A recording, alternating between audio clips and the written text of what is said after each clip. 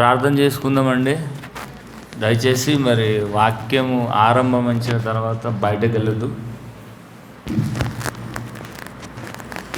దయగలిగిన మా కన్న తండ్రి, మీ దయగలిగిన పాదాలకు స్తుతి స్తోత్రములు చెల్లిస్తున్నాం.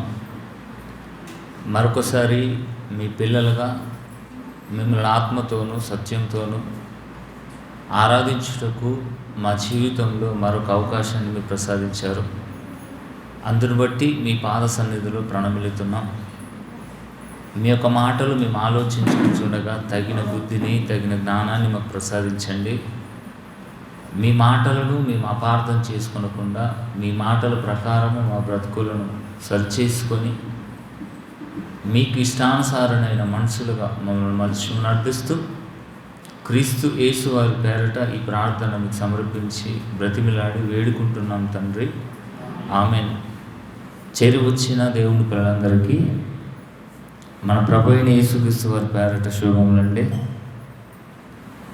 ప్రియులారా, మరి ఈరోజు ఒక అంశాన్ని మనం బైబిల్లో నుండి ఆలోచన చేద్దాం.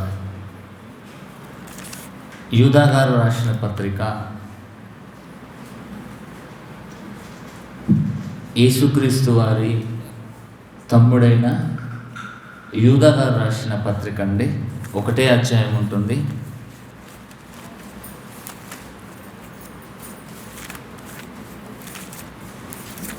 పదకొండవ వచనాన్ని మనం ఒకసారి చదవాలండి. 11వ వచనం, అయ్యో అని అన్నాడు. అక్కడ అయ్యో అనగానే ఏదైనా జరగరాని పని, సంఘటన జరిగిందనుకోండి, అయ్యో అని అంటారు ముందు. అయ్యో వారికి శ్రమ అన్నాడు. శ్రమ ఎవరికి శ్రమ, ఎలాంటి శ్రమ? ఈరోజు పాఠం పేరండి, ఎవరికి శ్రమ, ఎలాంటి శ్రమ. శ్రమలు చాలా రకాలుగా వస్తాయి మనుషులకు, అంతే కదండి. శ్రమలను మనము లెక్క పెడితే నిజంగా అండి లెక్కకు మించిన శ్రమలు మనుషులకు వస్తూ ఉంటాయి. వారికి శ్రమ అన్నాడు, ఎలాంటి శ్రమ? ఇక దేవుని పిల్లలారా, కింది భాగాన్ని చదవండి. కింది భాగాన్ని అదే 11వ వచనంలో, వారు బహుమానము పొందవలనని బిలాము నడిచిన త్రోవలో, తప్పు త్రోవలో ఆతృతముగా పరిగెత్తిరి అని అన్నాడు. ఇక్కడ వారికి శ్రమ అన్న దాంట్లో 3 వ్యక్తులు కనబడుతున్నారండి. అందులో మొట్టమొదటిగా కయ్యను, ఆ తర్వాత బిలాము, ఆ తర్వాత కోరాహు. ఇక మనము ఈరోజు బిలాము గురించి మనం ఆలోచించేద్దాం. బిలాము జీవిత గాథ, అంతే కదండి. ఇప్పుడు ఈరోజు ప్రతి ఒక్కరూ శరీర కథ రాసుకొని ఆత్మకథగా బిల్డప్ ఇస్తున్నారు. ఇది యథార్థ గాథ, బిలాము గారి గాథ, యథార్థ గాథ. ఇక బిలాము గురించి మనం ఎంత మాట్లాడినా తక్కువే. దేవుడు అండి ఒక మంచి మనస్తత్వం గలవాడు. దేవుడు మంచి చేసిన వారిని పదే గుర్తు చేసుకుంటాడు. ఆదికాండం నుండి ప్రకటన గ్రంథం వరకు. చెడు చేసిన వారిని కూడా పదే గుర్తు చేస్తాడండి. అది దేవుడికి ఉన్న మనస్తత్వం. మనం ఎలాంటి వారిని చెప్పండి? మంచి చేసిన వారిని గుర్తు చేసుకోం, చెడు చేసిన వారినే గుర్తు చేసుకుంటాం. మరి దేవునిలో నుండి వచ్చిన వారం మనము మంచి చేసినా గుర్తు చేసుకోవాలి, చెడు చేసినా గుర్తు చేసుకోవాలి. ఇక క్రొత్త నిబంధనలో మాత్రము చెడు చేసిన వారికి మీరు చేయకూడదు, మర్చిపోండి అన్నాడు. నూతన చట్టం. బాగుంది, వెరీ గుడ్. ఇక దేవుని పిల్లలారా, బిలాము ఎక్కడ బహుమానం కొరకు ఆతురతపడి పరిగెత్తాడు?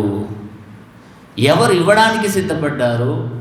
ఈయన ఎలాంటి బహుమానం తీసుకోవడానికి ఆతురతగా పరిగెత్తాడు అన్నది మనం ఆలోచిద్దాం. ఇక బిలాము సంగతి మనం ఆలోచిస్తే దేవుడు పిల్లరా, బిలాముడు దేవుడు ఎందుకు పుట్టించాడంటే ఇశ్రాయేలీయులను దీవించడానికి, ఆశీర్వదించడానికి. మరి దేవుడే వచ్చి స్వయంగా వచ్చి ఇశ్రాయేలీయులు ప్రయాణంలో దీవించవచ్చు కదా, ఆశీర్వదించవచ్చు కదా. ఆల్రెడీ అబ్రహామును, ఇస్సాకును, యాకోబును దేవుడు ఆశీర్వదించాడు, దీవించాడు. కనుకే 430 సంవత్సరాలు గతించిన తర్వాత మరల వారికి స్వాతంత్ర్య దేశాన్ని ఇవ్వడానికి దేవుడు ముందుకొచ్చాడు. అదే మహానాయకుడు మోషే గారి నాయకత్వంలో. బాగుంది. ఇక దేవుడు మనస్తత్వం ఎలాంటిదంటే నిజంగానే దేవుడి మనస్తత్వాన్ని మనం ఆలోచించి మనం తెలుసుకుంటేనండి నిజంగా దేవుళ్ళమే. కానీ మనం దేవుని మనస్సును పట్టించుకోవడం లేదు ఈ రోజులో. ఇక మనుషులను తన పిల్లలు తన పని మీద వాడుకుంటాడు. అసలు బిలాము మిద్యానీయుడా, మోయాబీయుడా, ఇక ఇంకొక జాతికి చెందినవాడా, ఇక ఇశ్రాయేలీయుడు అన్నది కరెక్ట్గా మనం చెప్పలేమండి. కానీ అతని నోట ఆశీర్వచనాన్ని దేవుడు పెట్టాడు. ఆ ఆశీర్వచనము ఎవరికంటే వారికి ఉపయోగించకూడదు సుమా, కేవలము ఇశ్రాయేలీయులకు మాత్రమే. ఇక చరిత్రలోకి మనం వెళ్దాం. సంఖ్యాకాండము 22వ అధ్యాయము, 23వ అధ్యాయము, 24వ అధ్యాయం, ఈ మూడు అధ్యాయాలు అంతా బిలాము గురించే ఉంటుంది. నేను వచనాలు చెప్పి చదివిస్తాను, మీరు ఇంటికి వెళ్ళిన తర్వాత మరలా 22వ అధ్యాయం, 23వ అధ్యాయం, 24వ అధ్యాయం చదవండి, మర్చిపోకండి. నెక్స్ట్ అని నేను అడుగుతాను. ఓకే, 22వ అధ్యాయము 1 నుంచి 5 వచనాలు చదువుదాం. చరిత్ర. తర్వాత ఇశ్రాయేలీయులు సాగి, అంటే ఇశ్రాయేలీయులు ఐగుప్తు దేశం నుండి ప్రారంభమైంది ప్రయాణం. ఎక్కడికి? పాలస్తీనా దేశానికి. 40 సంవత్సరాలు ఇశ్రాయేలును దేవుడు నడిపించాడు. 40 సంవత్సరాలు దేవుడు ఇచ్చిన మంచి ఈవులను తీసుకున్న ఇశ్రాయేలును మర్చిపోకూడదు. 40 సంవత్సరాలు నడిచిన వారంటే వారి చెప్పులు కూడా అరగలేవండి తెలుసా. ఈరోజు ప్యారగన్ అంటాడు, బాట అంటాడు, నెల రోజులు 2 నెలలు నడవగానే అరిగిపోతే కానీ ఇశ్రాయేలు చెప్పులు 40 సంవత్సరాలు నడిచినా అరగలేవండి. దట్ ఈస్ గాడ్, దేవుడి సూచక క్రియ. షర్టు ఈరోజు ఇస్త్రీ చేసుకొని వేసుకున్నాను అనుకోండి, ఈరోజు అటు ఇటు కూర్చునేసరికి నా షర్ట్ నలిగిపోతుంది. కానీ ఇశ్రాయేలు షర్ట్లు వస్త్రాలు నలిగిపోలేవండి. అది దేవుడు పెట్టిన సూచక క్రియ, అద్భుతం. మర్చిపోయారండి ఇశ్రాయేలీయులు. ఓకే, మర్చిపోయారా లేరా అది పక్కన పెట్టండి, తర్వాత విషయం. ఇక వారు దేశాలను దాటుకుంటూ వస్తున్నారు. పాలస్తీనా దేశం రావాలంటేనండి డైరెక్ట్గా అరణ్య మార్గం నుండి నడిచి డైరెక్ట్గా పాలస్తీనా ప్రదేశానికి వెళ్ళరు వాళ్ళు. ఎన్నో దేశాలు వస్తాయి, ఎన్నో దేశాల రాజులు వీరికి అడ్డుపడతారు. అయితే మోయాబు దేశానికి వీరు వచ్చారండి.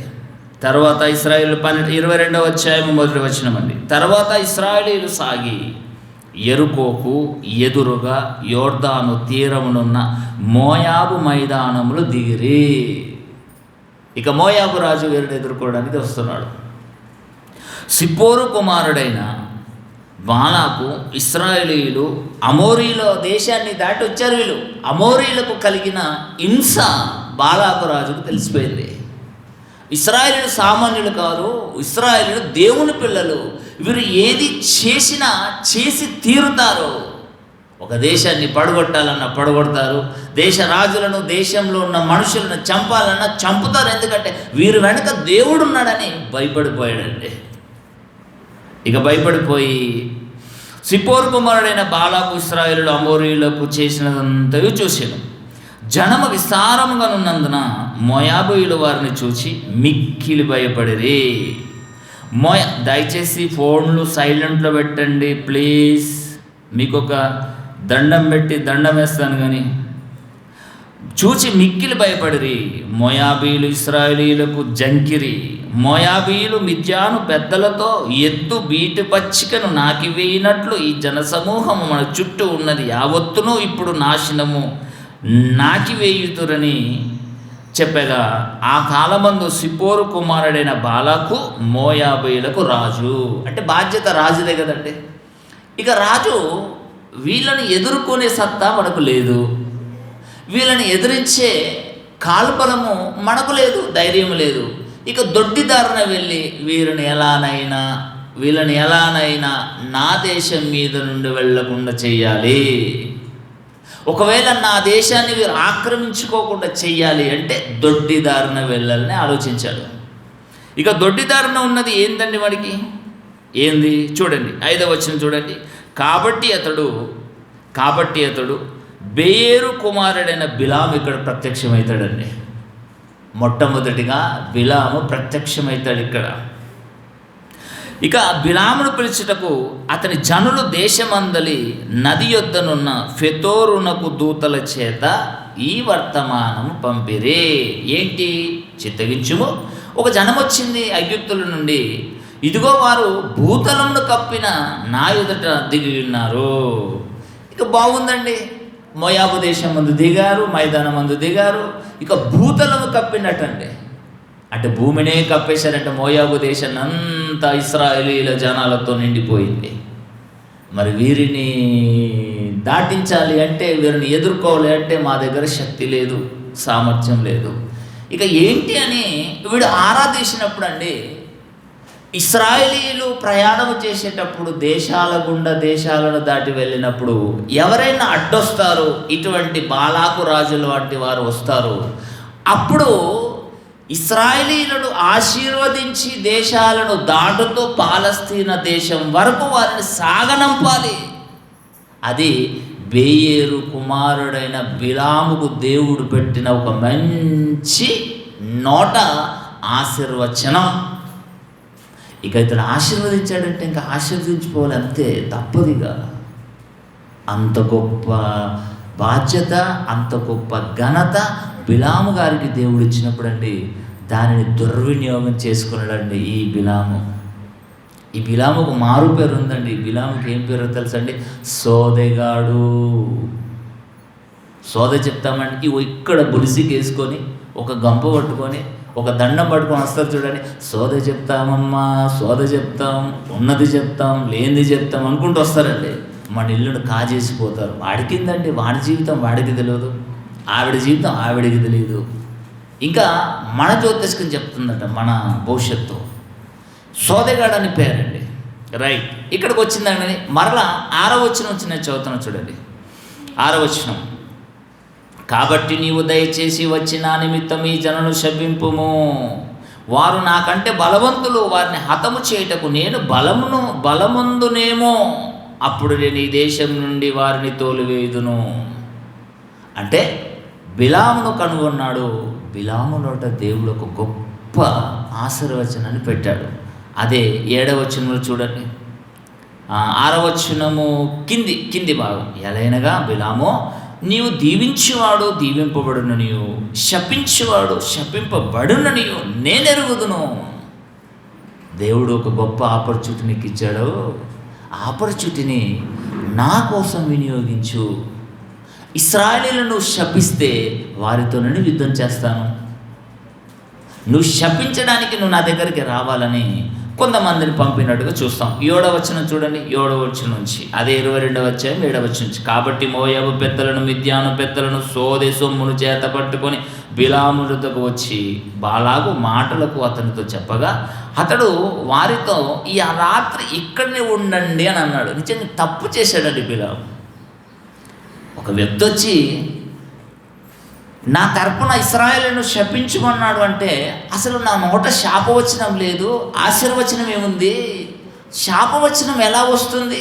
అసలు మీరు రాంగ్ ఇన్ఫర్మేషన్ తీసుకొని వచ్చారు, గెట్ అవుట్ అని వాళ్ళని పంపివేయాలి. కానీ బిలాము ఎక్కడ బెండ్ అయ్యాడో తెలుసండి? బంగారము వెండి ఘనతకు బెండ్ అయిపోయాడు. ఏమో దేవుడు ఈ యొక్క ఆపర్చునిటీ కూడా నాకు ఇచ్చాడేమో. అంతే కదా, లక్ష్మీదేవి మూట పడేస్తారు ఒక్కొక్కరు ఇంటి ముందు, తెలుసా? అది ఏ మూటో. అయితే ఆ మూట దేవుడు బాలాకు ద్వారా నాకు ఇస్తున్నాడేమో అని ఆ పెద్దలు రాగానే పెద్దలు చెప్పాడట, ఈ రాత్రి మీరు ఉండండి ఇక్కడ, రాత్రి దేవుడికి నాకు ప్రత్యక్షం అవుతాడు. దేవుని నేను అడుగుతాను, ఒకవేళ మీతో వెళ్ళాలా వద్దా అని ఒకవేళ దేవుణ్ణి అడిగితే వెళ్ళమంటే నేను వస్తాను, శపిస్తాను, మీ ఘనత నేను పొందుకుంటానని డీల్ ఓకే అయిపోయింది. ఇక 8వ వచనం చూడండి. అతడు వారితో, ఈ రాత్రి ఇక్కడనే ఉండండి, యెహోవా నాకు సెలవిచ్చిన మాటలు నేను తిరిగి వచ్చి మీతో చెప్పదనని. అప్పుడు మోయాబు అధికారులు బిలాము వద్ద బస చేసిరి, పడుకున్నారండి రాత్రి. 9వ వచనం. ఇక దేవుడు వచ్చాడు. దేవుడు అన్నీ చూస్తాడండి, కానీ దేవుడు తప్పించడు. స్వతంత్రాన్ని ఇచ్చాడు కదా. బిలాముకు తెలియదా? ఇంగిత జ్ఞానం లేదా? బిలాము ఏమైనా చిన్న బచ్చగాడంటే? బిలాముకు అన్నీ తెలిసే. నేను ఆశీర్వదించాలంటే ఇశ్రాయేలును ఆశీర్వదించడానికి దేవుడు ఆశీర్వచనం నా నోట పెట్టాడు. గుర్తుండే, తెలిసి తప్పు చేసిన వారిని దేవుడు క్షమించడండి. నిజంగా నేను చెప్తున్నాడండి, తెలిసి తప్పు చేయకూడదు. దేవుడు అటు వచ్చేసిండు. చూడండి 9వ వచనం. దేవుడు బిలాము వద్దకు వచ్చి, నీ యొద్దన నీ మనుషులు ఎవరు నాయనా అడగగా, బిలాము దేవునితో ఇట్లను, ఇగో సిప్పోరు కుమారుడైన బాలాకు మోయాబు రాజు వచ్చేసి వాళ్ళ తరపున నన్ను శపించమంటున్నాడు తండ్రి అనగానే దేవుడేమంటూ చూడండి. ఏది 11వ వచనం కింది వచనం. నేను వారితో యుద్ధం చేసే వారిని తోలువేదునేమని నీ చేత నాకు వర్తమానం పంపెను. 12వ వచనం. అందుకు దేవుడు, నాయనా నీ వారితో వెళ్ళకూడదు, ఆ ప్రజలను నువ్వు శపింపకూడదు. ఏ ప్రజలు? ఇశ్రాయేలు ప్రజలు. వారిని ఆశీర్వదింపబడిన వారు అని బిలాముతో చెప్పాను. 13వ వచనం. కాబట్టి బిలాము ఉదయమున లేచి బాలాకు అధికారులతో, మీరు మీ స్వదేశానికి వెళ్ళండి, మీతో కూడా వచ్చుటకు యెహోవా నాకు సెలవేయలేడు చెప్పాడండి. ఉన్నట్టుగా చెప్పేశాడు. బాగుందండి. ఇక 14వ వచనం చూడండి. మోయాబు అధికారులు లేచి బాలాకు వద్దకు వెళ్ళి, బిలాము మాతో కూడా రానోళ్ళనని ఆయన బాలాకు వారి కంటే మరి ఘనత వహించిన ఎక్కువ మంది అధికారులు మరలా పంపాడు. సెకండ్ టైం వచ్చేసాడు. మొదట వచ్చిన చిన్నవాళ్ళు చిన్న వెండి, కొంత బంగారం. ఇక బాలాకు ఏమనుకున్నాడంటే, ఈ వెండి బంగారము మనోడికి సరిపోనట్టున్నది, నేను రానన్నాడని మరలా దానికి రెట్టింపు ఘనతను సెకండ్ టైం పంపించాడని. చూడండి 16వ వచనం. వారు బిలాము వద్దకు వచ్చారు. అతనితో, నీవు దయచేసి నా యుద్ధకు వచ్చుటకు ఏమీ అడ్డం చెప్పకము, నేను నీకు బహుగా ఘనత కలగజేసేదనని నీవు నాతో ఏమి చెప్పుదో అది చేసేదనని గనక నీవు దయచేసి వచ్చి నా నిమిత్తం ఈ జనమును శపింపమని సిప్పోరు కుమారుడైన బాలాకు చెప్పినది. అందుకు బిలాము, బాలాకు తన ఇంటడి వెండి బంగారములను నాకు ఇచ్చినను, కొద్ది పరనైనను గొప్ప పరనైనను చేయనట్లు నేను నా దేవుడని యెహోవా నోటి మాట మీరలేదు. వెరీ గుడ్, మాట్లాడాడు, బాగుంది, కానీ లోపల మాత్రం ఎంతో బాధపడుతున్నాడు. ఇక రెండోసారి వచ్చిన వారిని కూడా, ఉండండి, ఈ రాత్రి ఉండండి, మరలా దేవుడు నాకు ప్రత్యక్షమవుతాడు. దేవుడు మరలా ఈసారి నీ మీద నా మీద కరుణించి మీతో వెళ్ళమంటాడేమో, నేను వస్తానని ఆ రోజు రాత్రి బస చేయమన్నాడండి. ఇక మరలా 19వ వచ్చి చూడండి. 19వ వచనం. కాబట్టి మీరు దయచేసి రాత్రి ఇక్కడ ఉండండి, యెహోవా నాతోనేమి చెప్పునో నేను తెలుసుకుందని బాలాకు సేవకులకు. Very good. ఇక 20వ వచనం చూడండి. ఆ రాత్రి మరలా దేవుడు బిలాము వద్దకు వచ్చి, ఆ మనుషులను పిలువచ్చిన నీవు లేచి వారితో వెళ్ళు. నిజంగా దేవుడు వెళ్ళమన్నాడు అని వీడు చంకలు గుద్దుకున్నాడు. అప్పుడేమో వెళ్ళకద్దన్నాడు, ఇప్పుడేమో వెళ్ళమన్నాడంటే ఏదో దరఖాసుకోమందని ఆలోచించలేడండి. వీడి మైండ్ అంతా బంగారము వెండి, డబ్బు, ఘనత. అమ్మయ్య, దేవుడు వెళ్ళమన్నాడు కదా, ఇంకా మారు మాట మలకకుండా ఇంకా గాడిదికి గంధ కట్టాడేసాడండి. చలో వెళ్ళిపోదాం అని. ఇక దేవుడు ఒక ఇన్స్ట్రక్షన్ పెట్టాడు చూడండి. నువ్వు వెళ్తావు సరే, కానీ నేను నీతో చెప్పిన మాట చొప్పున నీవు చేయవాలని అతనికి చెప్పాను, సెలవిచ్చాను. ఇక ఉదయంలో లేచాడు మనోడు. లేచి గాడిద వారాహిక కదండి, ఇప్పుడే మనకు బుల్లెట్లు, బైకులు, కార్లు. అప్పుడు ఏంటండి, గాడిదనే, ఒంటెలు.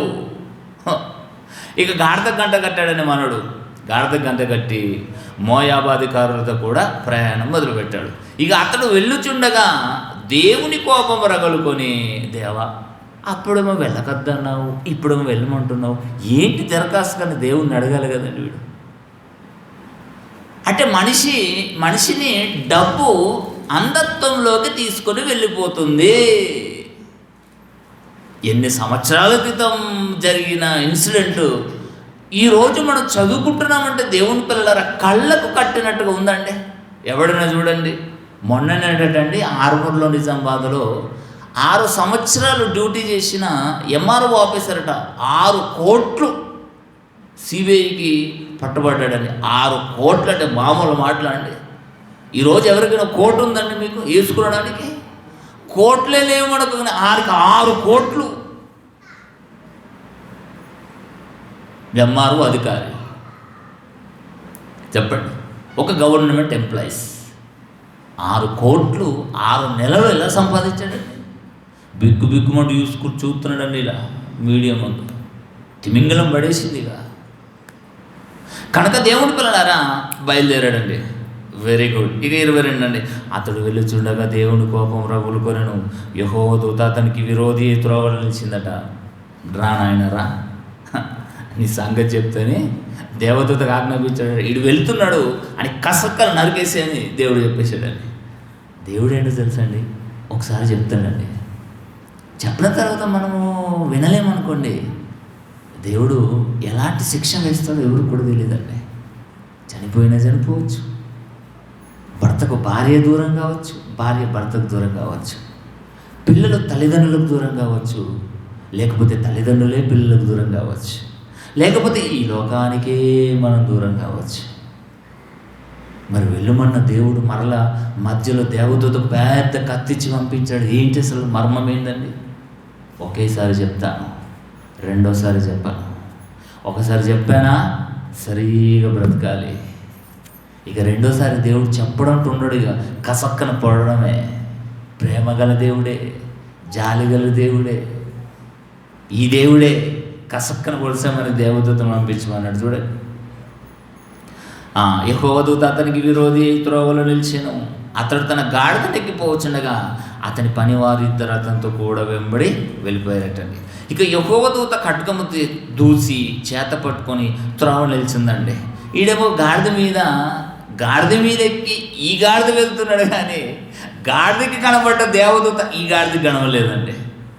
అది గాడిద తన ఎవరైనా దొడ్డిని ఎరుగును, పశువు అట కామాందుని ఎరుగుతుంది. గాడిద సొంత వాడి దొడ్డిని ఎరుగు అంటే సొంత యజమానుడు కూడా ఎదురుతుంది.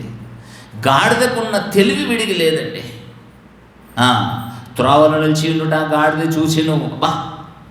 దేవదూత గాడిదకి కనబడింది, కానీ పైన అయ్యగారికి మాత్రం కనబడడం లేదు. కళ్ళు పొర్రలు కట్టిపోయి అంధత్వం.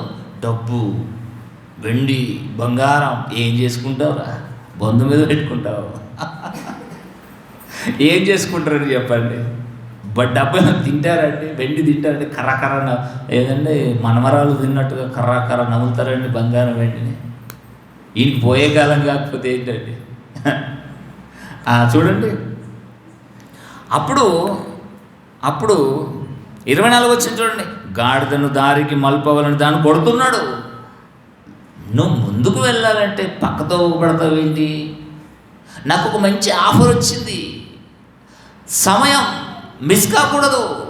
బాలాకు నన్ను బహుగా ఘనతపరుస్తానన్నాడు. ఎలా ఘనతపరుస్తాడు ఏమో, వెళ్ళాలి అన్నదే ఉన్నది తప్ప ముందర పెద్ద ఖడ్గం తీసుకొని దేవదూతున్న సంగతి ఈయనకు తెలియదు, గాడిదకి మాత్రం తెలుసు. ఒకవేళ గాడిద సరక్కన పోయిందనుకొని ఈయన మెడకాయ పుచ్చకాయ తెప్పినట్టు దిగిపోతున్నానండి. గాడిదేం కాదు, గాడిదను దేవదూత తప్పిస్తుండే, ఈయన మెడకాయని మాత్రం ఇలా చక్కగా వేసేస్తుండే. ఇక గాడిద మీద మొండమే పోతుండే, మెడకాయ ఎటు వెళ్ళిపోయింది? బాల్ తన్నినట్టుగా, ఫుట్బాల్ తన్నట్టు ఎక్కడికో వెళ్ళి పడిపోయేదండి. కానీ దేవుని పిల్లలారా, గాడిద మించి తెలియదండి. అయ్యో నా యజమానుడు నేను బ్రతికించాలి, నేను ఒకవేళ ముందుకు నా కాలు వేసానా నా యజమానుడు చచ్చిపోతాడు. అయ్యో నా యజమానుడు, అయ్యో నాకు మేత పెడుతున్నాడు, నాకు అది పెడుతున్నాడు, ఇది పెడుతున్నాడు. నోరు లేని గార్ధముకున్న జ్ఞానము ఈ మనిషికి లేకపోయిందండి, బిలాము. ఇక చూడండి, ఇక 25వ వచనమండి. గాడిద యెహోవా దూతను చూచి గోడ మీద పడి బిలాము కాలును గోడకు అదిమిన గనుక అతడు దాని మరలా కొట్టెను. యెహోవా దూత ముందు వెళ్ళుచు కుడికైనను ఎడమకైనను తిరుగుటకు దారి లేను ఇరుకు చోటను నిలవగా గాడిద యెహోవా దూతను చూచి బిలాముతో కూడా క్రింద పడిందండి. ముందుకు పోతేనేమో నుయ్యి, వెనకనేమో గొయ్యి, నేను ఎక్కడికి వెళ్ళిపోవాలి అని అక్కడ పడిపోయిందండి. పడిపోయి బిలామును కూడా పడగొట్టింది. వీడికి రేషం వచ్చేసింది, నన్ను పడగొడతావా అని గాడిద మీద రంకులేస్తున్నాడు. చూడండి, రంకలేస్తున్నాడు. బిలాము కోపపడి కోపము మండిత చేతి కర్రతో గాడిదను కొట్టెను. ఇక 20వ వచ్చిన అప్పుడు యెహోవా గాడిదకు వాక్కునిచ్చెను, నువ్వు మాట్లాడాలి. ఈ గాడిదకు అర్థం కావాలంటే గాడిదనే మాట్లాడాలి. అంతేకాదు కుక్కలు ముచ్చట్లు పెట్టుకుంటాయి తెలుసా అండి. చీమలు ముచ్చట్లు పెట్టుకుంటాయి, మనుషులు ముచ్చట్లు పెట్టుకుంటారు కదండి. మరి ఈ గాడిదకు చెప్పాలి. మరి ఈ గాడిద కంటే ఈనంగా అయిపోయాడు బిలాము. కళ్ళు అందమైపోయాయి, కళ్ళు మూసుకుపోయాయండి ఈ గాడిదకు. నువ్వే మాట్లాడాలి. అప్పుడప్పుడు చూడ, అరే గాడిద కొడుకు అని అంటారంటే, గాడిద కొట్టాడంటే గాడిద కొడుకు అని మాట్లాడతారు. కోపం, ప్రేమ. అప్పుడు గాడిదకు వాక్యగా అప్పుడు గాడిద మాట్లాడుతుంది చూడండి. ఏమయ్యా బిలాము గారు, నా యజమానుడా, నీవు నన్ను ముమ్మారు కొట్టితివే. 28వ వచనం, నేను నిన్నేమి చేసి తిని బిలాముతోనగా, బిలాము నా మీద తిరగబడితివి, నా చేత కట్టుకుమనడలా నిన్ను చంపియందనని గాడిద. అందుకు గాడిద, ఒరే గాడిద, నేను నీ దాననైనది మొదలుకొని నేటి వరకు నీవు ఎక్కుచూ వచ్చిన నీ గాడిదను కానా? అవును, నేను ఎప్పుడైనా నీకెట్లు చేయట అద్దా అని బిలాము తనగా, అయ్యో ఎప్పుడు చేయలేదు, మరి ఇప్పుడు ఎందుకు చేస్తున్నావమ్మా అని గాడిద అన్నప్పుడు, అంతలో యెహోవా బిలాము కన్నులు తెరిచారట. ఇక గాడిదతో సంభాషణ నీకెందుకురా బాబు, ఇది జరగబోయే ప్రక్షాళన నీకు చూపిస్తానని వీడి కళ్ళు తెరిచారట. తెరవగానే పెద్ద కత్తి పట్టుకొని దేవదూత నిలబడింది. అమ్మో, కొంచెంలో నా పని అయిపోతుండే. గాడిద కాలం మొక్కాలండి విడిగా, గాడిదకే దండేసి దండం పెట్టాలి. అమ్మ, నువ్వు మాత్రం నా ప్రాణాన్ని కాపాడవు ఈరోజు, లేకపోతే నా తల ఫుట్బాల్ ఎగిరినట్టు వెళ్ళిపోయింది. ఇప్పుడు చూడండిగా 31వ వచనం, అంతలో యెహోవా బిలాము కన్నులు తెరిచిన కనుక దూసిన ఖడ్గము చేత పట్టుకుని త్రోవ నిలిచిన్న యెహోవా దూతను అతడు చూచి తల వంచి సాష్టాంగ నమస్కారం చేయగా, యెహోవా దూత, ఈ ముమ్మారు నీ గాడిదను నీవేలా కొట్టితివి, ఎందుకు కొట్టావరా గాడిదని దూత అడిగినప్పుడు, ఇదిగో నా ఎదుట నీ నడత విపరీతమైనది కనుక నేను నీకు విరోధనై బయలుదేరి వచ్చి తిని. విపరీతమైందటండి నడత మార్గం.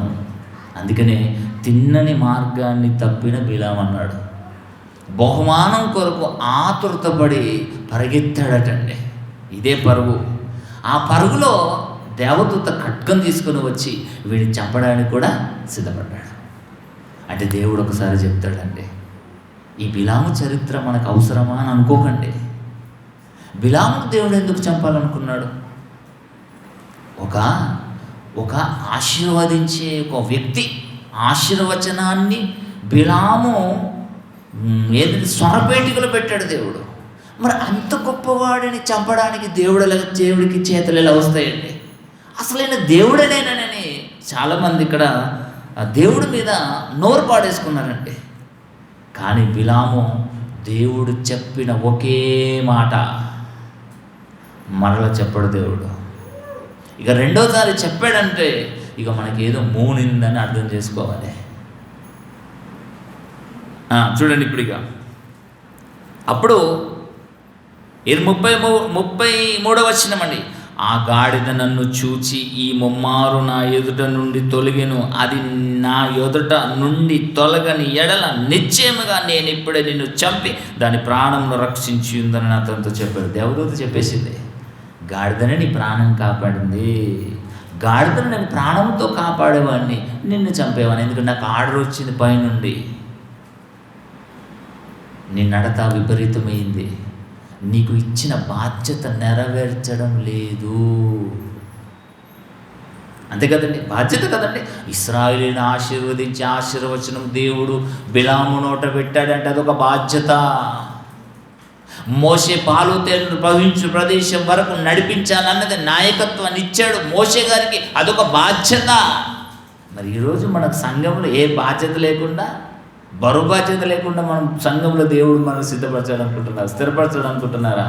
ప్రతి ఒక్కరికి బాధ్యత ఉంది భూమి మీద మనిషికి.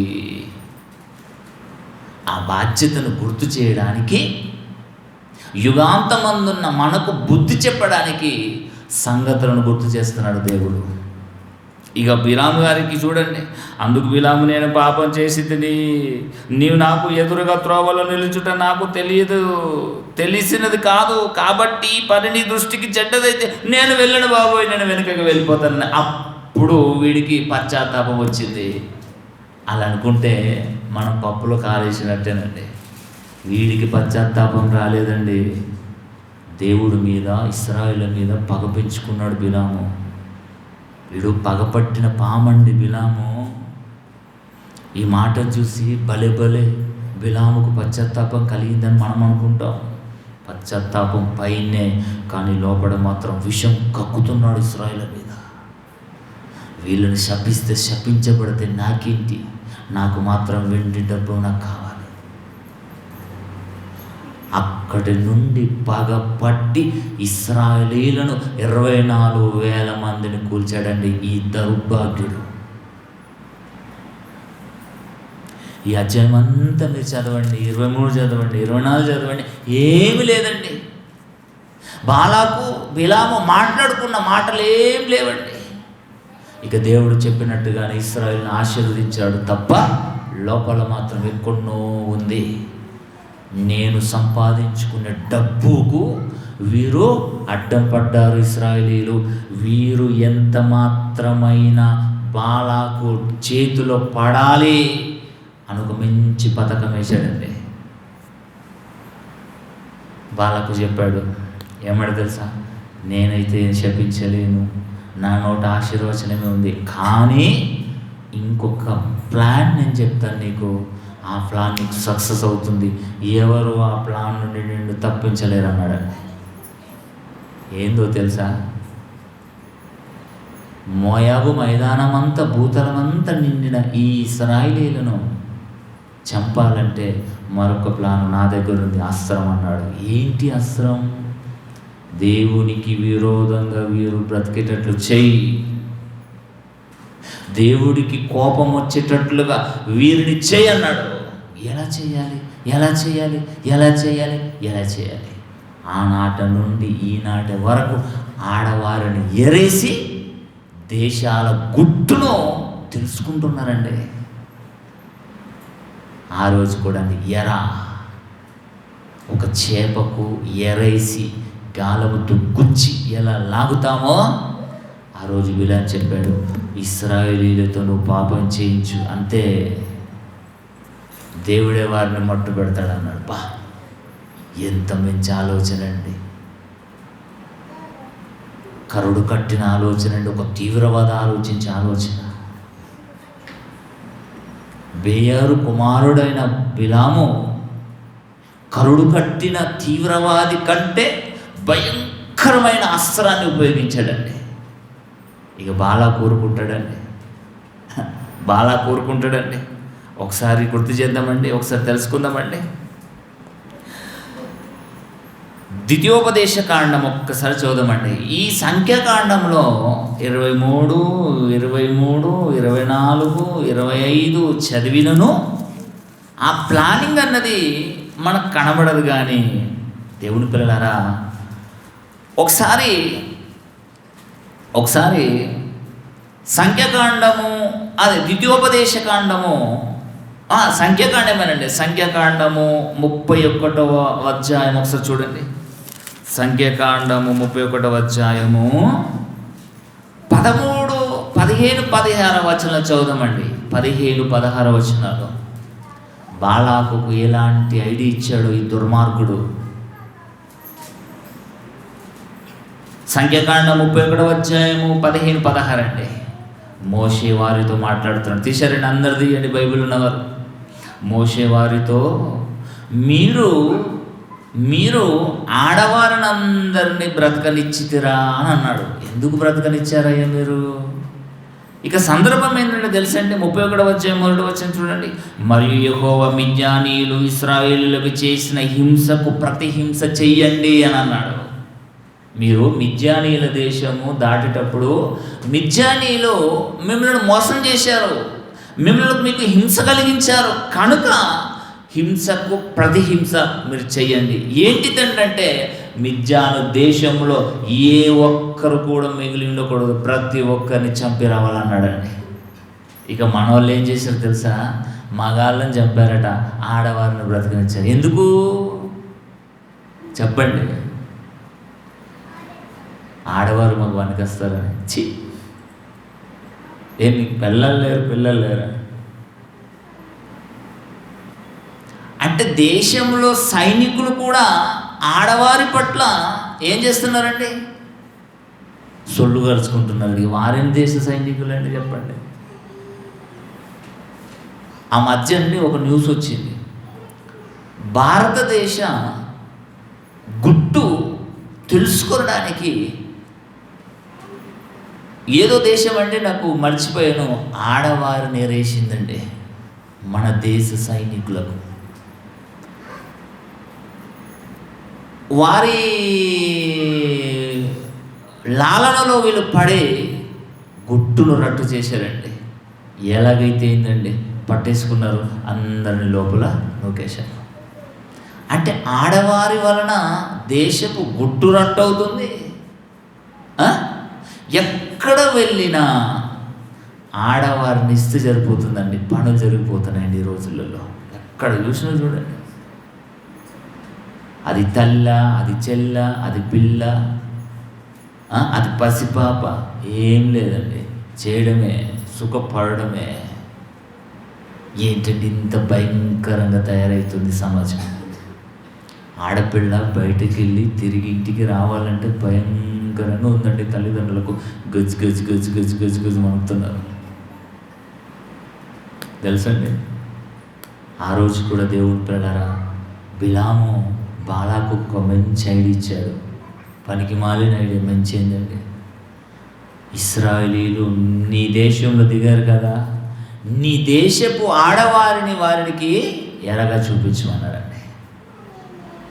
అదే మోషే గారు ఇశ్రాయేలుతో జ్ఞాపకం చేస్తున్నాడు. 15వ వచనం 16వ వచనం, మోషే వారితో మీరు ఆడవారిని అందరినీ బ్రతకనిచ్చిదిరా.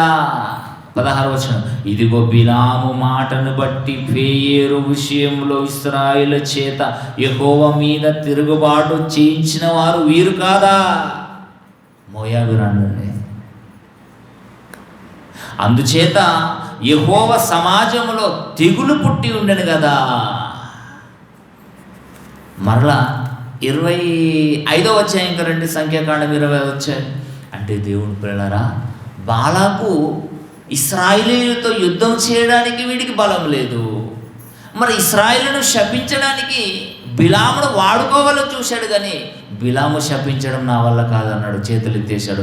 మరి వీళ్ళని ఎలా మట్టు పెట్టాలి అంటే బిలాము ఐడి ఇచ్చాడు, ఇశ్రాయేలీయులకు మీ మోయాబు రాణుల ఆడవారిని ఎరవేసేసాయి. ఆ ఆడవారు వీరిని పాపంలో దించేస్తారు. అప్పుడు దేవుడి కోపం ఇశ్రాయేలు మీద రగులుతుంది, దేవుడే వారిని మట్టు పెడతాడన్నాడు. అన్న ప్రకారంగా జరిగిందండి. 24,000 మంది కూలారు ఆ రోజు. చదవండి 25వ అధ్యాయము 1వ వచనం, సంఖ్యాకాండము 25వ అధ్యాయము 1వ వచనం. ఇశ్రాయేలీయులు షిత్తీములో దిగి ఉండగా ప్రజలు మోయాబు రాణులతో వ్యభిచారం చేసాగిరి. ఇక ఫ్రీ వస్తే మనోడు ఫినాయిల్ కూడా తాగుతారు కదండి. మరి ఆడవారు ఫ్రీ వస్తూ ఊరుకుంటారండి? అందరూ యోసేపులా ఉంటారండి చెప్పండి? యోసేపు తన యజమానుడి భార్య వచ్చి రా వెళ్దాం పా అని అన్నా కానీ తన వస్త్రాలు ఇడిచి పాపం చేయలేడని యోసేపు గారు. అందరూ యోసేపులా ఉంటారండి? అసలే ఇశ్రాయేలీయులు కిరాకు మనస్తత్వం కలిగిన వారండి. ఇశ్రాయేలీయులు దుర్మార్గులండి. దేవుని పిల్లలారా, వారి గురించి మీరు ప్రార్థన చేయకండి. వారు చేసిన పాపంలో మనం కూడా పాలు పంచుకుంటాం. ఇక షిత్తీములో దిగారటండి. ఇక షిత్తీములో దిగగానే మోయాబు రాజు మోయాబు రాణులను వారి దగ్గరికి పంపించారండి. కమాన్, ఒక ఆడదొచ్చి మగవాడి దగ్గరికి వచ్చి కమాన్ రా అంటే ఎవడైనా ఊరుకుంటాడండి? అందరు మనలా ఉంటారండి, అందరు క్రైస్తవులో ఉంటారండి. అనుకోకండి బాబోయ్, అందరే ఎవరిని కూడా నమ్మరాని పరిస్థితి ఈ రోజుల్లో తెలుసా. మగవారిని నమ్మరాదు, ఆడవారిని నమ్మరాదు. నమ్మలేని పరిస్థితిలో ఇప్పుడు ఉన్నాం మనం. ఆ రోజు జరిగిన సంగతి ఈరోజు మనం ఆలోచించుకుంటున్నామంటే అప్పటికి ఇప్పటికి ఏదైనా మారిందని చెప్పండి, ఇంకా బీభత్సమైపోతుంది. తెలుసండి, 2 రోజులు సెలవు మాకు కావాలని ఇప్పుడేనండి 6 నెలల పాపను హత్య చేశారండి. మాకు సెలవు కావాలని.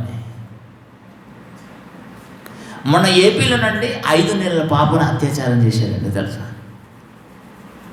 ఏంటండి, ఎటుపోతుందండి సమాజం? వీరు చదువుకుంటున్నారు, వీరు కాలేజీలు చేస్తున్నారు, మరి చదువు సంస్కారం నేర్పించడం లేదా మాకు పిల్లలకు? ఎక్కడి సంస్కారం అండి? బైబిల్నండి. సంఘాన్ని సమాజాన్ని సంస్కరించేది కేవలం బైబిల్ మాటలే. మరి ఎవరైనా పిల్లలను దేవుని మాటలు వినడానికి పంపిస్తున్నారంటే మాకెందుకర్రా దేవుని మాటలు? చదువుకోవాలి, నర్సరీ చదవాలి, యూకేజీ చదవాలి, ఎల్కేజీ చదవాలి, 1వ తరగతి, హై క్లాసు, కాలేజు, డిగ్రీ, డాక్టర్లు, కాలేజీలు, ఇంజనీర్లు, ఇంకా లాస్ట్కు 31 సంవత్సరాలు అపురూపంగా పెంచుకున్నారండి. కోలకత్తాలో డాక్టర్ లర్నింగ్ చేస్తుంది. ఏమైపోయిందండి? దేవుని పిల్లలారా, దేవుడు మనకిచ్చిన పిల్లలను, ఒక కోడి తన రెక్కల కింద పిల్లల్ని ఎలా కాపాడుకుంటుందో అలా మనం కాపాడాలి. బయట కుదరకూడదు. అది మగవారినైనా ఆడవారినైనా. లోక చదువుల కొరకు పిల్లలను పంపించేస్తున్నారండి. తెలుసండి, జగిత్యాల డిస్టిక్లోనండి ఒక ఊర్లో 12 సంవత్సరాలు పాప అండి. ఆ పాపనట తల్లిదండ్రులు నువ్వు హాస్టల్కి వెళ్ళి చదువుకోవాలని ఒత్తిడి చేశారు. అంతేనండి, నేను వెళ్ళను, మీ దగ్గర నుండి చదువుకుంటాను. ఎంత మంచి తల్లి అండి. ఆ బిడ్డ మీ దగ్గర నుండి నేను చదువుకుంటాను తల్లిదండ్రులారంటే అయ్యో బంగారంలోకి చదివించుకోవాలి.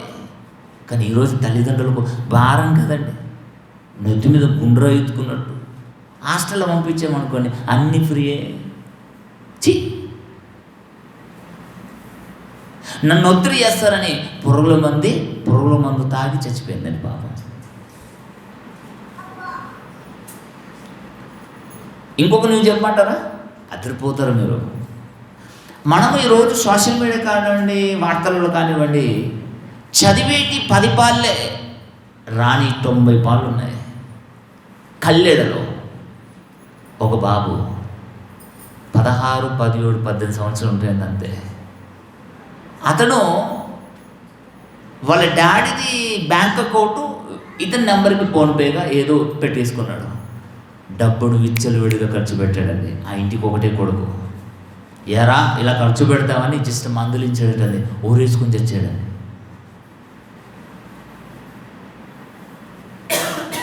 తెలుసా? మరి బ్యాంక్ అకౌంట్ ఎందుకు యాడ్ చేసావు? చేసేటప్పుడు నీకు ఉండాలి బుద్ధి. పిల్లలకు డబ్బు ఎర్ర చూపించకండి.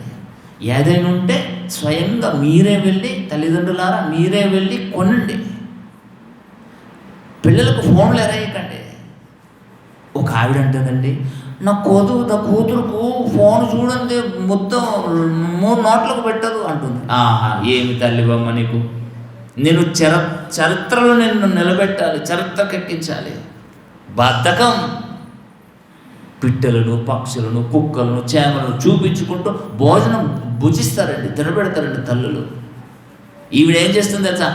వీడిని ఎత్తుకొని నా సంకలు వేసుకొని తినబెట్టాలా, నాకు అంత అవసరమా? ఫోన్ ఇలా వాడేసాను అనుకుని ఆడలో చూసుకుంటూ అని తక్కన నోట్లో పెడుతుంది. ఏం తల్లులండి, సూపర్.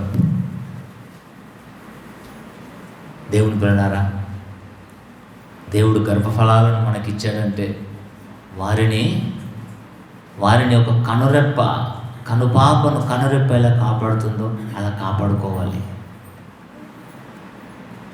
ఎవరికైనా మీ పిల్లలకు ఈడొచ్చింది పెళ్లి చేయాలనుకుంటారు, అంతే కదండి. వయసు వచ్చింది, ఈవిడను కాలేజీలో జాయిన్ చేయాలి, లేకపోతే హై క్లాస్లో పెట్టాలి వీడిని అని అనుకుంటారు. మరి ఎప్పుడైనా నేను కూడా క్రైస్తవుడనే, నేను కూడా బాప్తిసం తీసుకున్నాను, నా కుమారులు బాప్తిసం తీసుకోవాలి, నా కూతుర్లు బాప్తిసం తీసుకోవాలని ఎప్పుడైనా తల్లిదండ్రులు ప్రోత్సహిస్తారండి? దానికి అవసరం ఉంటే అదే తీసుకుంటుందిలే, వాడు అవసరం ఉంటే వాడే తీసుకుంటారులే, విడిచిపెడతాడు. కళ్ళెడోని చచ్చిపోయాడు కదండి, 16-17 సంవత్సరాల పిల్లోడు కళ్ళ ముందు చూసి సాగు చేసేసి వచ్చారా లేదా? అది మీకు మెదడడం లేదా మీకు మీ మైండ్లో? మరి మీ పిల్లలు వయసు వచ్చిన వారు కదా, బాప్తిసం తీసుకోక చస్తే నిత్య నరకాగ్నికి వెళ్ళిపోతారు కదా. బాధ్యత లేదా పిల్లల మీద తల్లిదండ్రులకు? లేదండి మాకెందుకండి అని అనుకుంటారా? దేవుడు చూస్తూ ఉంటాడు. బిలామును కూడా మొదటిసారి వెళ్ళమన్నాడు, రెండోసారి కూడా దేవా వచ్చిండ్రు మరి వెళ్ళమంటావా అని అడిగిండు. అప్పుడు ఏం చేశాడు? వెళ్ళు. కానీ దేవదూతను పంపించాడు తలను నరికేయడానికి. ఆ పరిస్థితి మనకు కూడా వస్తుంది. వెయిట్ చేయి, డోంట్ వరీ. దేవుడు విడిచిపెట్టాడు, విడిచిపెట్టాడు. బిలామే గొప్ప కాలేదు దేవుడికి, మనమెంత దేవుని దృష్టికి. అర్థమవుతుందండి? ఇక 25వ అధ్యాయము 1వ వచనం చూడండి. ఇశ్రాయేలు షిత్తీములో దిగి ఉండగా ప్రజలు మోయాబు రాణులతో వ్యభిచారం చేయసాగిరి. అసలు దేవుడికి వ్యభిచారం అంటే అస్సలు నచ్చదండి. 2 రకాల వ్యభిచారాలు ఉన్నాయి. లోక స్నేహం చేసిన వ్యభిచారమే, శారీరకంగా చేసిన వ్యభిచారం. అంతే కదండి. యాకోబు పత్రికలు 4వ వచనంలో ఏముందండి? లోక స్నేహం చేయువారులారా, వ్యభిచారులారా, ఎవరు లోక స్నేహం చేస్తారో వారు నా దృష్టిలో వ్యభిచారులే ముద్రేశాడు దేవుడు. ఆ వ్యభిచారం, ఈ వ్యభిచారం. ఇక దేవుడికి కోపం వస్తుంది చూడండి. ఏం చేశారట వాళ్ళు? ఆ స్త్రీలను తమ దేవతలకు బలులు ప్రజలను పిలవగా వీరు భోజనం చేసి వారి దేవతలకు నమస్కరించి అట్లు ఇశ్రాయేలీలు బయల్పియోరుతో కలుసుకొనినందున వారి మీదకి దేవుడు కోపం రగిలింది. ఇది ఊరికని ఉంటుందండి. బాలాకు ఏరేశాడు, మీరు వారితో వ్యభిచారం చేయాలి, వారి మనస్సును మీ దేవతను మన దేవతతో త్రిప్పాలి. దేవుడేమన్నాడు? ఆజ్ఞలోకి ఆజ్ఞ. నేను తప్ప పైన కానీ నీళ్ళలో కానీ భూమి మీదనే కానీ ఆకాశం అందరం ఏ రూపం మీరు చేసుకోవద్దు, ఏ విగ్రహానికి మీరు సాగిలపడకూడదంటే వీరు విగ్రహాలకే సాగిలపడి వారితో పాటు నమస్కరించాడటండి. ఇక దేవుడు కోపం రాడండి. ఏం ఆలోచించాడండి బిలాము? పెడితే స్పాట్ 24,000 మంది కూలిపోయారండి. కోపం వచ్చేసింది దేవుడికి. కోపం వచ్చినప్పుడు దేవుడు ఏమన్నా చూడండి, అట్లు ఇశ్రాయేలు బలి ఏర్పుతో కలుసుకొనినందున వారి మీద యెహోవా కోపము రగులుకొనెను. 10వ వచనం చూడండి. 9వ వచనం. ఆ కోపంలో ఇశ్రాయేలీయులు 24,000 మంది తెగులు చేత చనిపోయిరి. దేవుడు తెగులను రప్పించాడంతే. వీడు యుద్ధము చేయలేడు, బిలాముతో శపింపను లేదు.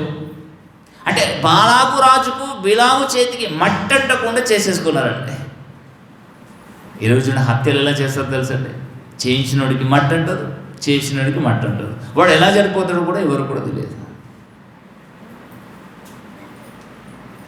అంటే బాలాకు బిలాము ఇద్దరు ప్రణాళికలో ఇశ్రాయేలీలు 24,000 మంది చచ్చిపోయారండి. వందలు కాదు, 10 కాదండి, 24,000 మంది అలా చనిపోయారని దేవుడు పదే గుర్తు చేసుకున్నాడండి. పదే గుర్తు చేసుకుంటాండి.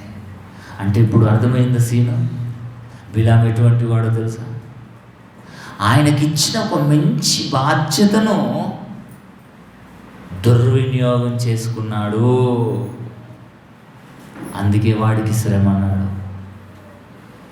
ఒకవేళ సంఘములో దేవుడు మనను ప్రేమించి ఆయనను కుమారుని రాజ్యములో సంఘములో కూర్చుండబెట్టిన తర్వాత మన బాధ్యతను కూడా ఏమైనా నిర్లక్ష్యం చేసామనుకోండి, దేవుడు ఊరుకున్నాడండి.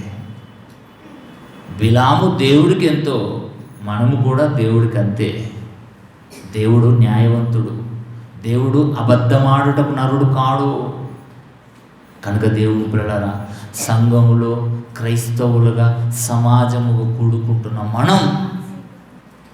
మనలో ఎటువంటి దేవునికి విరోధమైన కార్యక్రమాలు చేయకూడదు. దేవునికి మన ద్వారా కోపము వచ్చే ప్రక్రియ మనలో జరగకూడదు. జరిగిందో శ్రమ అన్నాడు.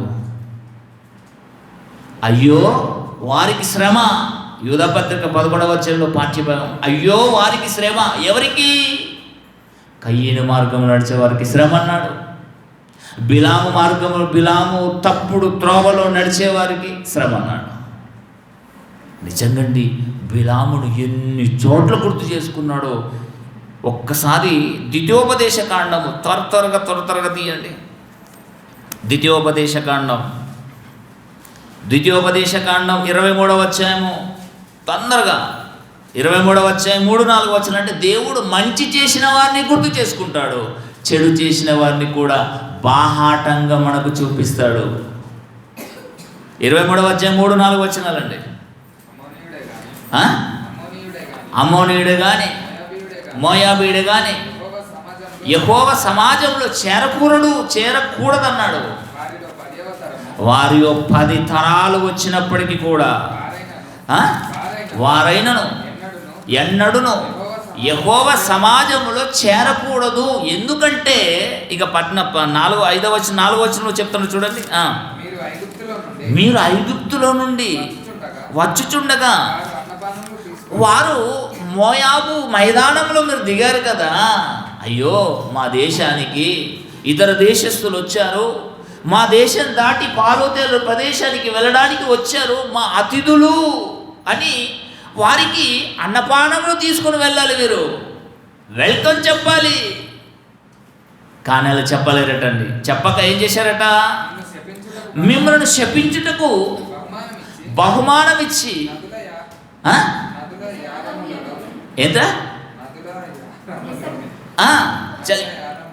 నదుల యారమును పెతోరుల నుండి మిమ్మల్ని శపించుటకు బేయేరు కుమారుడైన బిలామును వారు వాడుకున్నారు.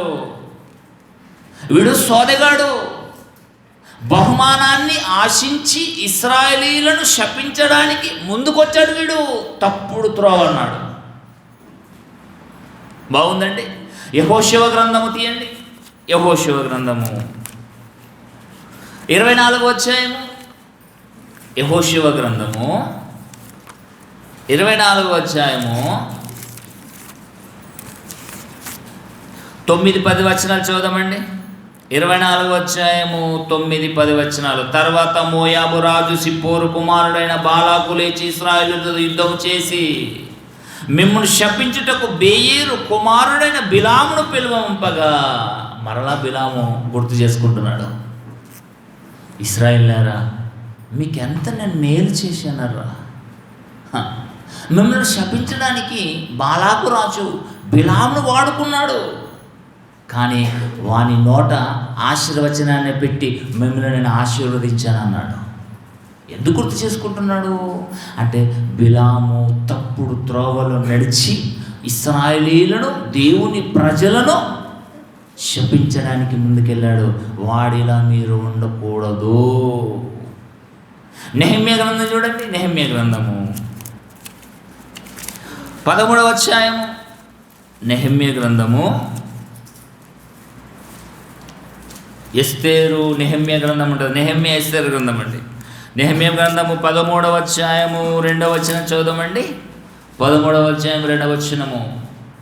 మరలా అదే సంగతి అండి. అదే, వారు అన్నపానములు తీసుకొని ఇశ్రాయేలీయులకు ఎదురుపడగా వారిని శపింపమని బిలామును ప్రోత్సాహపరిచిరి. అయినను మన దేవుడు ఆ శాపమును ఆశీర్వాదంగా మార్చెనని వ్రాయబడినట్లు కనబడెను. మీకా గ్రంథము ప్రవక్త అయిన మీకా చేత కూడా దేవుడు గుర్తు చేస్తున్నాడు. చూడండి, వాడు ఎంత చెడ్డవాడు. వాడు నేను ఒక మంచి బాధ్యతను వాడికి ఇస్తే బాధ్యతను నిర్లక్ష్యం చేశాడు, తప్పుడు త్రోవను నడిచాడు. మీరు నా పిల్లలారా వాడిలా మీరు ఉండకూడదు అని పదే పదే పదే పదే వాడి చెడ్డ క్రియలను గుర్తు చేశాడండి. మీకా గ్రంథము 6వ అధ్యాయం 5వ వచనమండి. మీకా గ్రంథము, నా జనులారా యెహోవా నీతి కార్యక్రమములు మీరు గ్రహించినట్లు మోయాబు రాజైన బాలాకు యోచించిన దానిని బెయేరు కుమారుడైన బిలాము అతనికి ప్రత్యుత్తరం ఇచ్చాడు. చెప్పిన మాటలు సిత్తీము మొదలుకొని గిల్గాలు వరకును జరిగిన వాటిని ఏం జరిగాయి? 24,000 మంది కూలారు. దానిని నువ్వు మనసులో ఉంచుకో. బెయేరు కుమారుడైన బిలాము ఎటువంటి వాడో తెలుసా? మిమ్మల్ని శపించడానికి ముందుకు వచ్చాడు. మీ పతనాన్ని కోరుకున్నవాడు వాడు. కనుక బెయేరు కుమారుడైన బిలాము నడిచిన త్రోవలో మీరు నడవకూడదు. అంతే కదండి. ఇక క్రొత్త నిబంధనలో ఏదైనా దేవుడు గుర్తు చేశాడా బిలాము గురించి? పేతురు గారు రాసిన రెండవ పత్రిక దయచేసి తీయండి. పేతురు గారు రాసిన రెండవ పత్రిక 2వ అధ్యాయము. పేతురు గారు రాసిన రెండవ పత్రిక 2వ అధ్యాయము 15-16 వచనాలండి. 15-16 వచనాలు. పేతురు గారు రాసిన రెండవ పత్రిక 2వ అధ్యాయం 15-16. తిన్నని మార్గమును విడిచి బెయేరు కుమారుడైన బిలాము పోయిన మార్గమును బట్టి త్రోవ తప్పిపోయిరి. క్రైస్తవులట బిలాము తప్పుడు మార్గంలో నడిచాడు. దేవునికి విరుద్ధమైన మార్గం అండి. ఆ బిలాము దుర్నీతి వలన కలుగు బహుమానమును ప్రేమించెను. అయితే తాను చేసిన అతిక్రమము నిమిత్తము అతడు గద్దింపబడెను. ఎట్లనగా నోరు లేని గార్ధబొమ్ము మానవ స్వరముతో మాట్లాడి ఆ ప్రవక్త యొక్క వెర్రితనం అడ్డగించెను. బిలాము ప్రవక్త అండి, తెలుసా? బిలాము ప్రవక్త. అంత గొప్పవాడే డబ్బుకు లాలూచిపడ్డాడు. బహుమానం అన్నాడు. ఏం బహుమానం అండి? దుర్నీతి వలన కలుగు బహుమానాన్ని ప్రేమించాడు. అయితే అతడు గార్ధబొమ్ము అంటే గాడిది వలన మానవ స్వరముతో బుద్ధి చెప్పించుకున్నాడు. ఆయన మారలేడంటే దరిద్రుడు. మారక బాలాకుకు భయంకరమైన ఐడియా ఇచ్చి 24,000 మందిని చంపించాడండి బిలాము. తెలుసా అండి? ప్రకటన గ్రంథం ఒకసారి చూడండి. ప్రకటన గ్రంథము 2వ అధ్యాయము 14 వచనం. ప్రకటన గ్రంథము 2వ అధ్యాయము 14 వచనం. పిల్లలు అల్లరి చేస్తున్నారంటరా. 2వ అధ్యాయం 14 వచనం. అయినను నేను నీ మీద కొన్ని తప్పిదములు మోయవలసి ఉన్నది. ఎవరి మీదనట? ఒకసారి 8వ వచనం చూడండి. స్మరణలో ఉన్న సంఘపు దూతకు ఇలాగ వ్రాయుము. స్మరణలో ఉన్న క్రీస్తు సంఘం వ్రాస్తున్నాడు ఉత్తరం. ఇక 14వ వచనంకి వచ్చేసరికి అయినను నేను నీ మీద కొన్ని తప్పిదములను మోయపోవలసి ఉన్నది. అవేవనగా విగ్రహములకు బలి ఇచ్చిన వాటిని తినునట్లును జారత్వము చేయునట్లు ఇశ్రాయేలీయులకు ఉరియొడ్డుమని బాలాకునకు నేర్పిన బిలాము బోధ. వీడేం చేశాడట? బాలాకుకు బోధ చేశాడట. ఎలా? ఇశ్రాయేలీయులకు ఉరియొడ్డాలి అంటే నీవు యుద్ధం చేయకు, నేను శపించను. ఇశ్రాయేలుల చేత తప్పు చేస్తే సరిపోతుంది, దేవుడు వారిని చూసుకుంటాడు. బోధ, బా ఏం బోధ జరుగుతుందండి సమాజంలో చెప్పండి దేవుని పిల్లలారా? అందరూ క్రైస్తవులే, అందరూ బోధకులే, అందరూ దైవజనులే. మరి వారికి ఇచ్చిన బాధ్యతను కరెక్ట్గా ఉపయోగించుకుంటున్నారా చెప్పండి? బిలాముకు ప్రవక్తకి ఇచ్చిన బాధ్యతను నెరవేర్చకపోతే దేవుడు బిలామును ఏం చేశాడో తెలుసండి? చంపేశాడండి. అదే ఇక నెక్స్ట్ అదే చూడబోతున్నాం. వారికి శ్రమ అన్నాడు. వారికి శ్రమ. మరి ఏం శ్రమ వచ్చేసింది బిలాము గారికి అంటే, ఒకసారి సంఖ్యాకాండం 31వ అధ్యాయం చూడండి. ఇక ముగించుకుందామా? సంఖ్యాకాండం 31వ అధ్యాయం 8వ వచనమండి. సంఖ్యాకాండము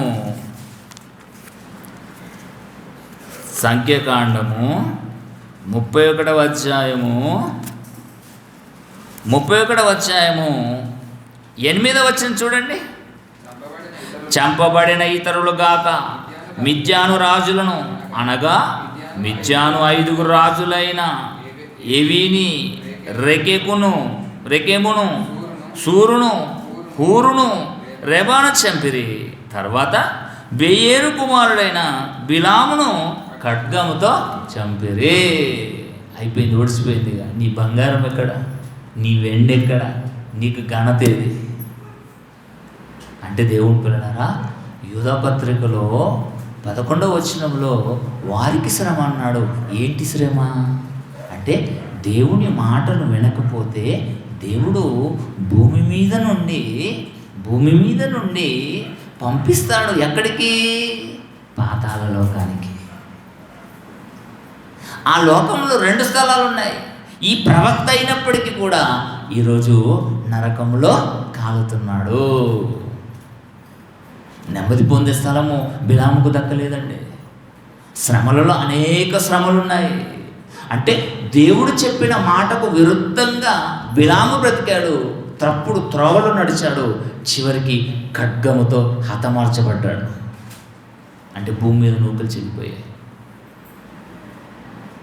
మరి ఈరోజు దేవుని పిల్లలారా, భూమి మీద యాక్సిడెంట్లు కానీ, నార్మల్ డెత్ కానీ, సహజ మరణాలు కానీ సంభవించినప్పటికీ కూడా మనము పరదేశికి వెళ్ళాలి. మరణము చూడక బ్రతుకు నరుడెవడు లేడు. ప్రతి ఒక్కరి భూమిని విడిచి వెళ్ళిపోవాలి. కానీ దేవుని ఉగ్రతకు గురై మనం చనిపోకూడదు. బిలాము దేవుని ఉగ్రతకు గురై ఖడ్గముతో హతమార్చబడ్డాడు. శవం మట్టిలోకి వెళ్ళింది, ఆత్మ మాత్రం వెళ్ళి అక్కడ నరకంలో కాలుతుంది. అంటే బిలాము చేసిన తప్పేంటి చెప్పండి? ఆశీర్వదించమన్నాడు, అంతే. ఆశీర్వదించాలి, మారమాట పలకకూడదు. ఈరోజు క్రైస్తవులకు దేవుడిచ్చిన బాధ్యతలు ఏంటి తెలుసండి? ఎవరికైనా తెలుసండి?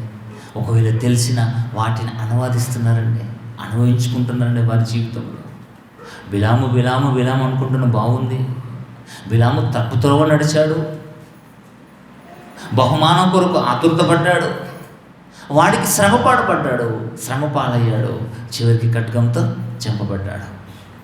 మరి ఈరోజు ఈ 21వ శతాబ్దంలో క్రైస్తవులుగా సంఘంలో చేర్చబడిన మనకు దేవుడు ఒక ఇంటి ఇచ్చాడు తెలుసా?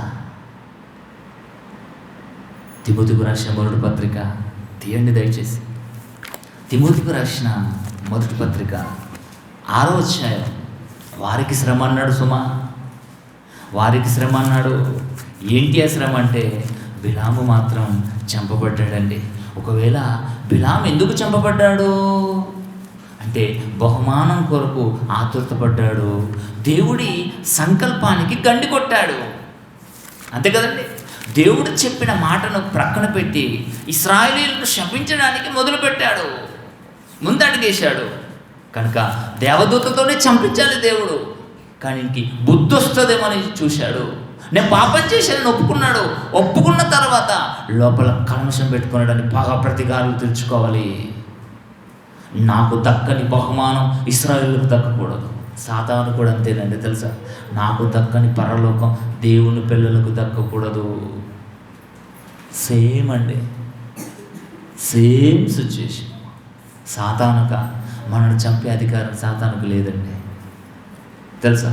సాతానుకు మనను చంపే అధికారము దేవుడు దానికి ఇవ్వలేడు. ప్రాణము తప్ప అని అన్నాడు. ఎంత శోధించుకుంటామో శోధించుకో. కానీ ఈరోజు దేవుని ఎదుట పాపాలు తప్పులు చేయడానికి మనను ప్రేరేపిస్తున్నాడు సాతాను.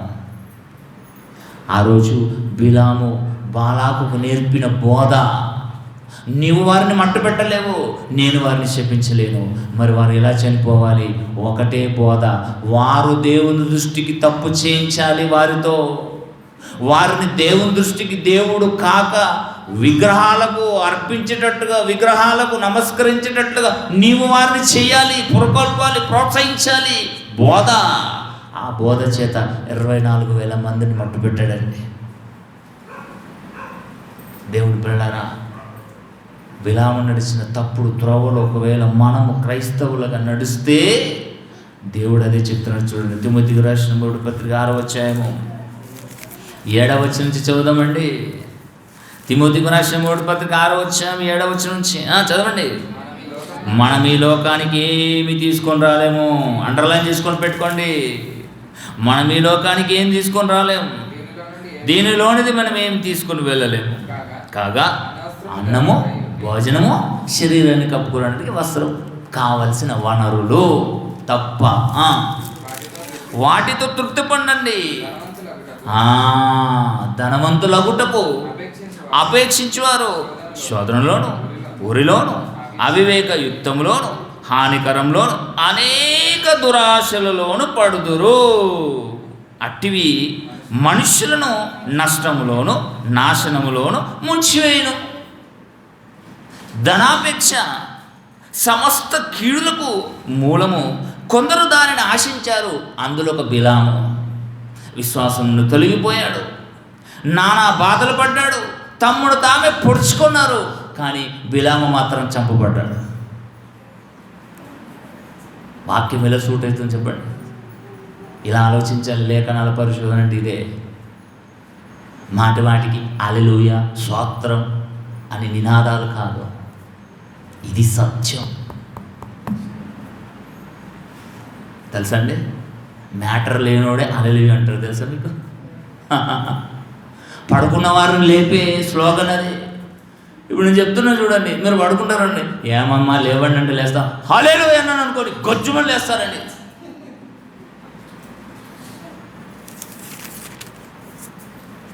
అంటే నిద్రపోయిన వారిని లేపే ఒక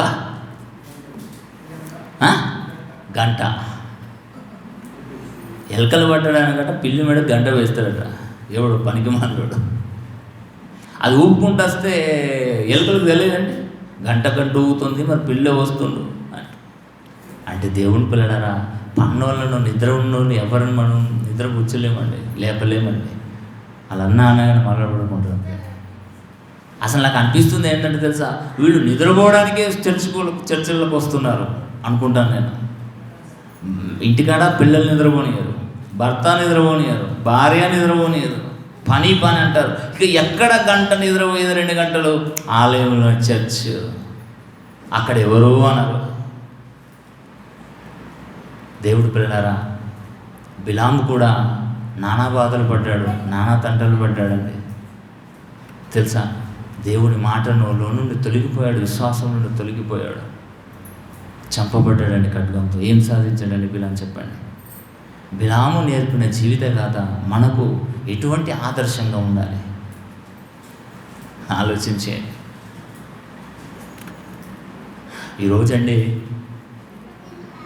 ఈరోజండి చాలామంది దేవుడు మంచి మాటలను ప్రకటించండి అని బైబిల్ని ఇస్తే కాని మాటలు ప్రకటిస్తున్నారండి. కాని మాటలు ప్రకటించే వారికి బిలాముకి ఏది సంభవించిందో వారికి అదే సంభవింపబోతుంది. క్రైస్తవ్యం అంటే ఆషామాషి కాదు, క్రైస్తవులు అంటే ఆషామాషి కాదు. దేవుడు అంటే అండర్స్టాండ్ చేయకండి. దయగల దేవుడు, కర్ణగల దేవుడు, ప్రేమగల దేవుడు అని, ప్రేమమయుడని దీర్ఘాలు తెలుసుకుంటే చెప్పకండి. సమయం వచ్చిందో బిలామును ఒత్తినట్టు ఒత్తేస్తాడు మనల్ని. ఒకేసారి చెప్తాడు దేవుడు, రెండవసారి చెప్పాడు. భాష ఒక్కసారి చెప్తే 100 సార్లు చెప్పినట్టు కాదు. అవసరం లేదా మాట దేవుడికి, 1 టైం అంతే. కనుక దేవుని పిల్లలారా, మన జీవితంలో మనం ఎలా ఉన్నాం చెప్పండి. మన ఆత్మ జీవితం కుంటుపడుతుందా? దినదినం అభివృద్ధి పొందుతుందా? వాక్యాన్ని చదువుతున్నారా? వాక్యంలో చదివిన సారాంశాన్ని ఎవరైనా ఆలోచిస్తున్నారో చెప్పండి. ఈరోజు వరాలు, స్వస్థత వరాలు దాని వెంబడే పడుతున్నారు తప్ప అది దేవుడు లేదన్నాడు, వాటికి అవసరం లేదన్నాడు. కానీ దేవుడికి అవసరమైన బోధ చేయక అవసరం లేని బోధన చేస్తున్నారు. వీరు కూడానండి ఏంటండి, బహుమానం కొరకు వీరు పరుగులెత్తుతున్నారు. తెలుసండి, ఒక్క ప్రార్థన చేస్తున్నట్ట 2000 తెలుసా? ఒక్కరికి ప్రార్థన చేయాలంటే 2000 బహుమానం. నాతో ఫోటో దిగుతావా 10,000 వ్యాపారం. దేవుడేం చెప్పలేడు అక్కడ బైబిల్లో. నీవు ఆశీర్వదించే ఆశీర్వచనం నీకు పెట్టాను ప్రవక్త. కానీ బిలాము ఏం చేశాడు తెలుసండి, దేవుని మాటను ప్రక్కన పెట్టి శపించడానికి వెళ్ళాడు. ఒకసారి అటాక్ చేశాడు దేవుడు, పశ్చాత్తాపం పొందాడు. కానీ మనసులో పగను ప్రతీకారాలు పెంచుకొని 24,000 మందిని చంపించాడు. ఓళ్ళు బిలాము. దేవుడు చూసుకోడండి, దేవుడికి తెలదా? మనం ఏదైతే ఆలోచిస్తున్నామో ఆ మాట బయటకు రాకముందే దేవుడికి ఆచేస్తాడు. బిలాము అనుకున్నాడు, దేవుడు వెర్రిబాగులోడు, నేను ఆలోచించిన ఆలోచన, నేను చేసిన బోధ దేవునికి తెలుసా అని అనుకున్నాడు ఈ వెర్రిబాగులోడు. అందుకే మిద్యానీయులను చంపుతున్నారా, అందులో వీళ్ళు కూడా వేసేసేయండి అన్నాడు. అంతే.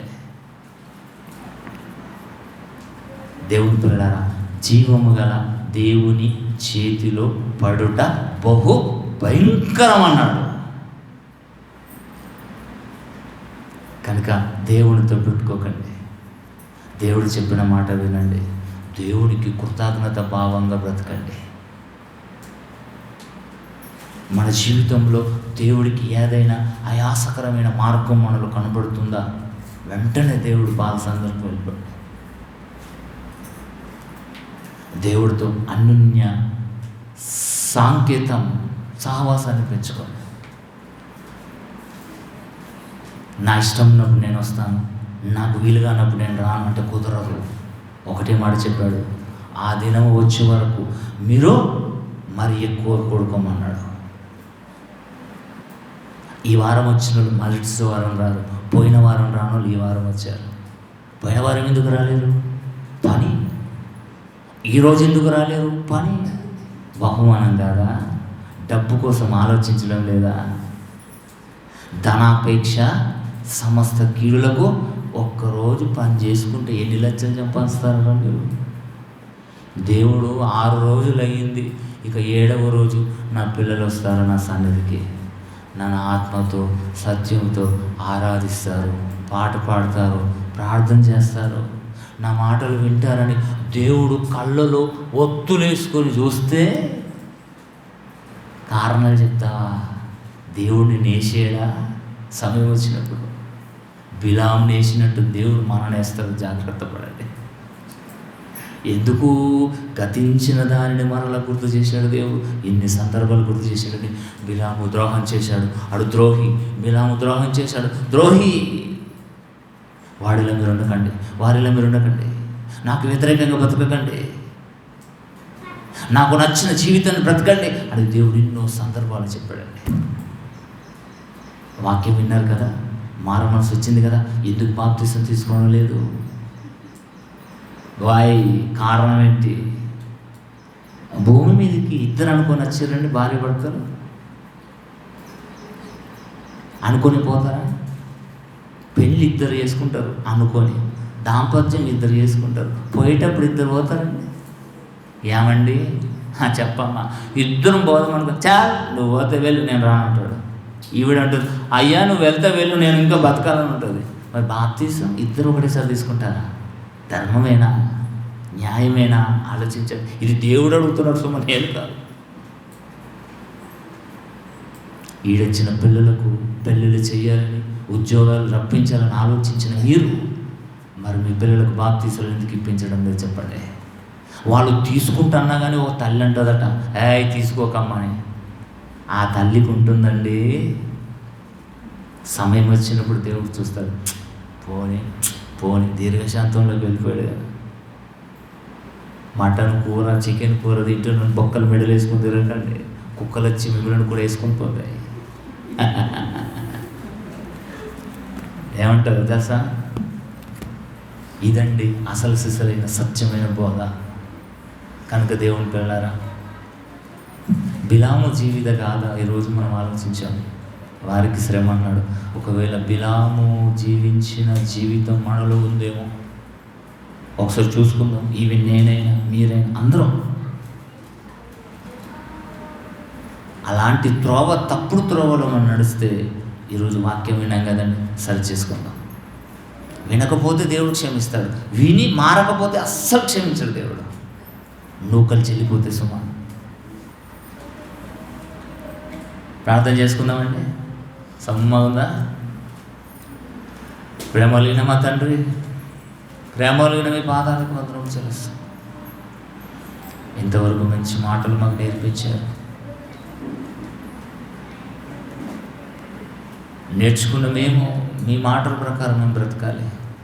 మాలో లోపాలు ఉన్నాయి, మాలో తప్పులు ఉన్నాయి, మాలో పాపం ఉంది, మాలో మీకు ఆయాసకరమైన మార్గం ఉంది తండ్రి. దయచేసి క్షమించండి. మీ మాటల చేత మేము విన్న మనల్ని మేము సరి చేసుకొని మా కుటుంబాలను, మా పిల్లలను మేము మీకు నచ్చే జీవితం భూమి మీద జీవించే భాగ్యాన్ని మా అందరికీ ప్రసాదించి నడిపిస్తాం. ఇంత గొప్ప జ్ఞానాన్ని మాకు నేర్పించిన తండ్రి గారికి మించి ఆరోగ్యం, ఆయుష్ను ఇవ్వండి. జాయింట్ డైరెక్టర్స్ని, డిప్యూటీ డైరెక్టర్స్ని, అడిషనల్ డిప్యూటీ డైరెక్టర్స్, ప్రిన్సిపాల్స్ని, కోఆర్డినేటర్లు ప్రతి ఒక్కరిని మీరు జ్ఞాపకం చేసుకోండి. దేవా, మీ పిల్లలు సత్యాన్ని చేత పట్టుకొని నిస్వార్థతతో, యథార్థతతో పల్లెనక పట్టణమనక, పగలనక రాత్రనక ప్రయాసముతో ప్రయాణాలు చేస్తున్నారు. మీ దేవతతో భద్రతలు మీ పిల్లలను కాచి కాపాడమని నడిపిస్తున్నాం. తలలు వంచిన మీ పిల్లలందరికీ జ్ఞాపకం చేసుకోనండి.